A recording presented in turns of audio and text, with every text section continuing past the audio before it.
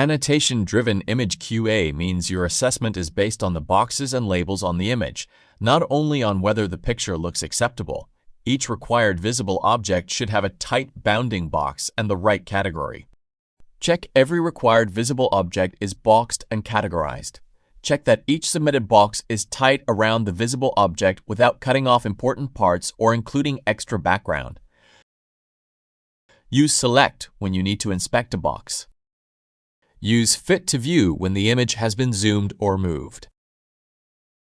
In the inspector, the annotations list shows the current boxes. Check that the annotation category for each selected box is the correct category. If a box should not be there, is missing, is inaccurate, is duplicated, or has the wrong category, do not quietly repair the reviewer mistake just to make the sample pass.